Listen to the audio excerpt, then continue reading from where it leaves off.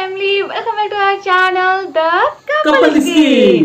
तो आज हम लोग रिएक्शन देने जा रहे हैं केसारी जी का सॉन्ग है जिसका नाम है एक चुनमुनिया।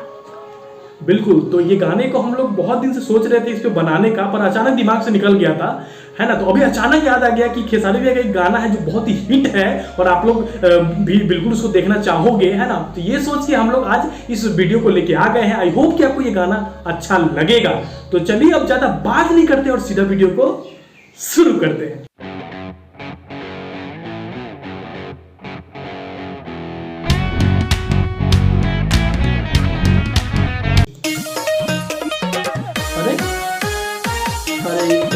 क्या इनका नाम ही दिमाग से निकल रहा है।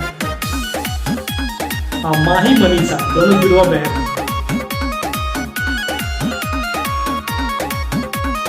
वाह,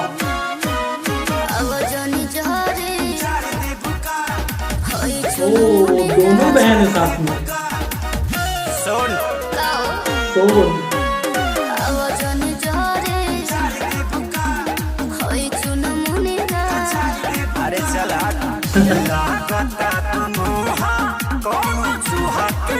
अरे चूहा की काटल बा।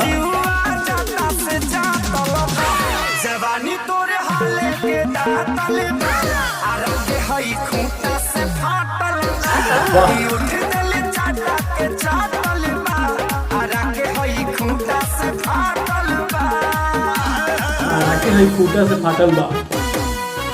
हां जिने हो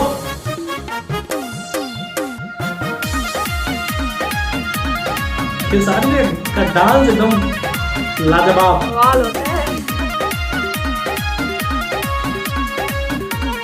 बॉडी वॉडी बना ली एकदम बॉलीवुड वाला फेल कर दिया।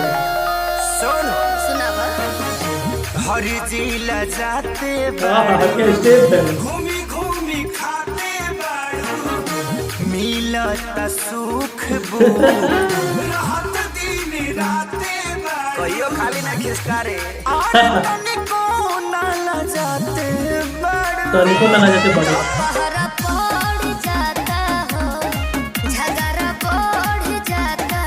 पड़ जाता। देखो हमरे खातिर छपरा जिला लौट जाता छपरा जिला नई खेगलिया के लगे करा पाही किस पागल बा करवाइट से तो जीवा जाता से जाता बा जवानी तोरा हाले के दातल बा आरा के हई खूंटा से फाटल बा कि उठते ला चाटा के चाटल बा आरा के हई खूंटा से फाटल बा। क्या ही गाना है।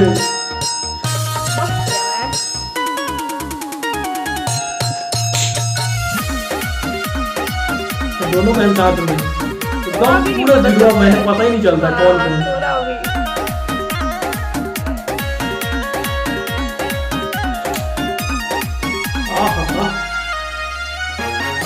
बक्सर लबोम बड़ू बलियाला अनाम बड़ू गेहूं से न कम बड़ू जिलेबी गरम बड़ू जिलेबी गरम संजय मनु के धाइले सोम बड़ू हम तो महंगा होई खेसारी नहीं सस्ता होई हो अभिषेक भोजपुरिया खातिर न सता होई हो अरे तड़कल नहीं खेजवानी पंपू सीट से पाटल बा ठीक है ठीक।